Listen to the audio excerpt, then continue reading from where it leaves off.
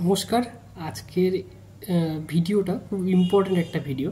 তোমরা থাম্বনেল দেখে বুঝতেই পারছো যে এটা কি সম্পর্কিত ভিডিও হতে চলছে। তো প্রথমেই বলে রাখি, যারা একদম শুরু করছো, মানে কম্পিটিটিভ এক্সাম দেবে বলে ঠিক করেছো, তাদের জন্য ভিডিওটা। মূলত ব্যাংকিং রিলেটেড যে পরীক্ষাগুলো হয় বা ইন্স্যুরেন্সের যে পরীক্ষাগুলো হয়, তাদের উদ্দেশ্য করেই ভিডিওটা বানাচ্ছি। একদম যারা বিগিনার, মানে তোমরা জাস্ট চিন্তা ভাবনা করেছো যে আমি পরীক্ষা দেব, কিন্তু কীভাবে শুরু করব, কি করব, যারা জানছো না, তাদের জন্যই মেনলি ভিডিওটা। তো প্রথমে বলে রাখি, যারা চ্যানেলে প্রথমবার ভিজিট করছো তারা অবশ্যই চ্যানেলটিকে সাবস্ক্রাইব করে দিও। পুরো ভিডিওটা দেখবে শেষ পর্যন্ত। যদি ভালো লাগে তাহলে একটা লাইক করে দিও। কমেন্টের মাধ্যমে তুমি জানাতে পারো, তোমার মতামত জানাতে পারো। পাশাপাশি যদি কোনো রকম জিজ্ঞাসা থাকে অবশ্যই কিন্তু তোমরা কমেন্টের মাধ্যমে জানাবে। তো প্রথমেই বলে রাখি, যারা একদম শুরু করছো তোমাদের জার্নিটা, তাদের যে ডে 1 থেকে কি করতে হবে, ঠিক আছে, আপ টু তোমাদের যে ডেটে অ্যাপয়েন্টমেন্ট লেটার আসবে সেই পর্যন্ত কি করতে হবে সেই বিষয়ে আমি বলবো। একদম প্রথমে যারা মানে বুঝতে পারছো না কি করবে, তাদের উদ্দেশ্যে বলি, এখানে পিও বা ক্লার্কের ক্ষেত্রে প্রথমে বলছি, তারপরে পিওরটা বলবো। ক্লার্কের ক্ষেত্রে প্রথমে দুটো স্টেপ থাকে। সেটা হচ্ছে, 1 নাম্বার প্রিলিমিনারি এক্সামিনেশন হয়, তারপরে সেটা কোয়ালিফাই করলে মেন্সের এক্সামে বসতে হবে, তারপর এটা ক্লিয়ার করলে তুমি চাকরিটা পেয়ে গেলে। এটা হলো ক্লারিক্যালের ক্ষেত্রে। অফিসার বা পিওর ক্ষেত্রে কি হচ্ছে, পিওর ক্ষেত্রে মূলত 3টে স্টেপ থাকে। প্রিলিমিনারি, সেটা কোয়ালিফাইং থাকে, সেটা কোয়ালিফাই করলে মেন্সের কোনো মানে পিওতে, যেমন আইবিপিএস বা এসবিআই পিওর ক্ষেত্রে তোমার ডেসক্রিপটিভ থাকছে, সেটা আরআরবি পিওতে থাকে না।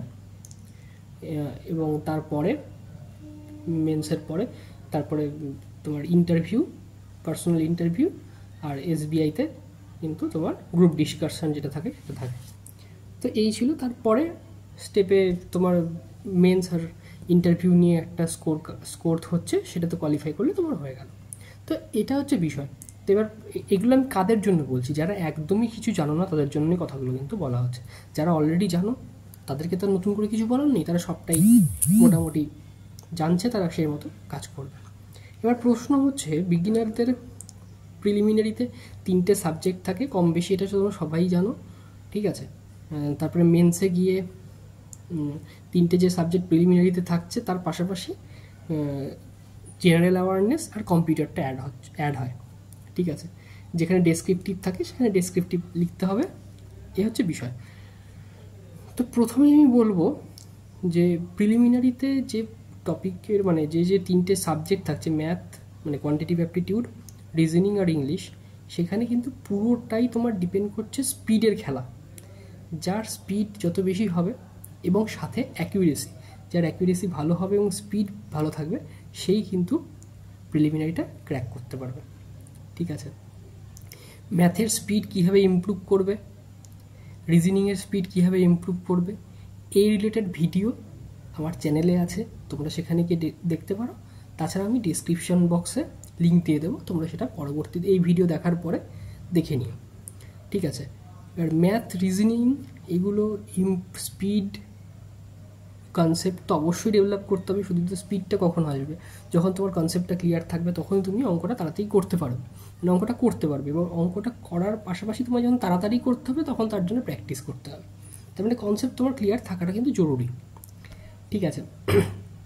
পাশাপাশি কীভাবে ইংরেজিতে ডেভেলপ করা যায়, আমি এটুকু বলি যে ব্যাংকের ইংলিশ সাধারণত যেটা আসে সেক্ষেত্রে কিন্তু গ্রামারের পোর্শনের থেকেও বেশি দরকার সেটা হচ্ছে রিডিং স্কিল। যার রিডিং স্কিল যত বেশি ইমপ্রুভড, সে কিন্তু ভালো স্কোর ইংরেজিতে করতে পারবে, ঠিক আছে। গ্রামারটা অবশ্যই দরকার, গ্রামার যে একদম দরকার নেই, গ্রামারে জিরো নলেজ তোমার হয়ে যাবে, আমি সেটা বলছি না। গ্রামারটাও দরকার, পাশাপাশি তোমার রিডিং স্কিলটা, তুমি একটা প্যাসেজ দেওয়া হলো তোমাকে, তুমি পড়ে সেখান থেকে কি কনক্লুড করতে পারছো, এটা কিন্তু তোমার রিডিং স্কিল থেকে আসবে। এবং এই স্কিলটাই কিন্তু ব্যাংকিং ইংলিশের ক্ষেত্রে বেশি দরকার। তো এই হলো ব্যাপার। তো ডে 1 থেকে তোমাকে যেটা করতে হবে, এই টপিকগুলো নিয়ে তোমায় কাজ করতে হবে, ম্যাথ, রিজনিং, ইংলিশ, সেগুলো নিয়ে তোমায় কাজ করতে হবে।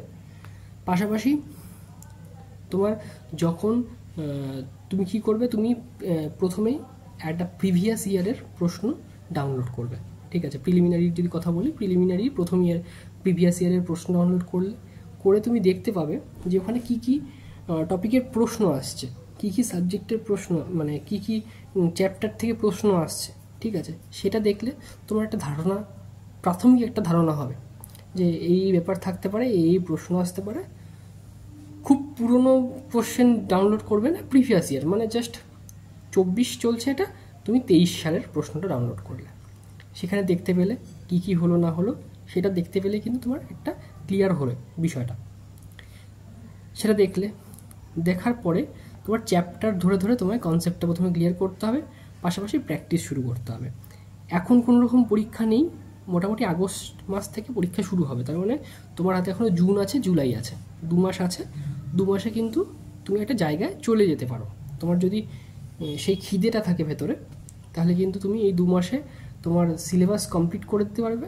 কমপ্লিট করে দিয়েও তুমি কিন্তু তোমার প্রিপারেশনটা মোটামুটি একটা লেভেলে কিন্তু চলে যাবে, ঠিক আছে।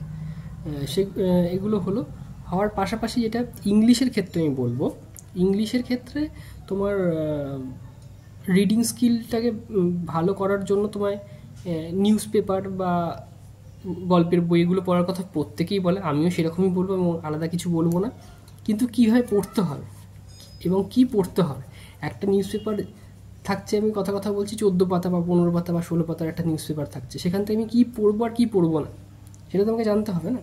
সেই রিলেটেড আমি একটা ভিডিও এরপরে আমি চ্যানেলে আপলোড করব, চ্যানেলটাকে ফলো করো, তাহলে তুমি একটা ধারণা কিন্তু তুমি পেয়ে যাবে, ঠিক আছে।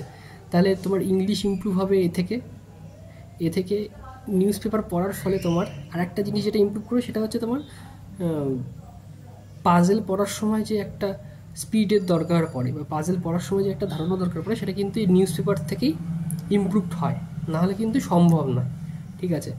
মেন্স লেভেলে যখন পাজেল করবে বা কিছু হবে, যখন বড় বড় কোশ্চেন থাকবে রিজনিংয়ের, তখন সেটাকে সলভ করার ক্ষেত্রে কিন্তু মানে রিডিং স্কিলটাও জরুরি। শুধুমাত্র রিডিং স্কিলের মাধ্যমে কিন্তু ইংলিশেই যে ইমপ্রুভ হচ্ছে তা নয়, রিজনিংও কিন্তু ইমপ্রুভ হবে। তাহলে ডে 1 থেকে তোমার একটাই কাজ, প্রথমে তোমার এই কোশ্চেনগুলো ডাউনলোড করে দেখা, তারপরে চ্যাপ্টার ধরে ধরে শুরু করা, কোন চ্যাপ্টার কীভাবে কমপ্লিট করবে। চ্যাপ্টার ওয়াইজ ভিডিও আমার চ্যানেলে আছে, গিয়ে চেক আউট করতে পারো তোমরা। পাশাপাশি তোমার স্পিড ইমপ্রুভ করতে হবে। স্পিড ইমপ্রুভ করার জন্য কি কি করতে হবে সেটা আমার ভিডিওতে বলা আছে, সেই ভিডিওর লিঙ্ক আমি ডিসক্রিপশানে দিয়ে দেবো, ঠিক আছে। যখন তোমার স্পিড ইমপ্রুভ হবে, তোমার যখন চ্যাপ্টার ওয়াইজ সিলেবাস কমপ্লিট হয়ে যাবে, তারপরে তোমাকে মক দেওয়া শুরু করতে হবে, ঠিক আছে। মক দেওয়া শুরু করতে হবে, মকে কীরকম কী স্কোর আসছে সেটা একটা ট্যালি শিট তোমায় রাখতে হবে তোমার কাছে, ফর সেলফ ইমপ্রুভমেন্ট।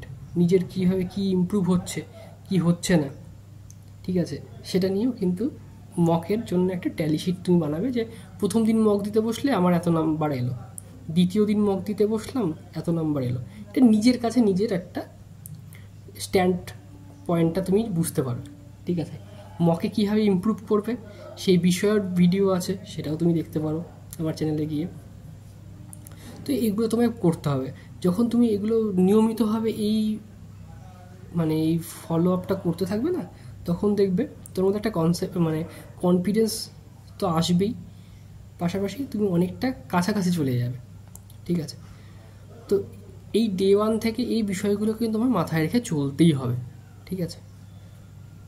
তো সবাইকে বেস্ট অফ লাক।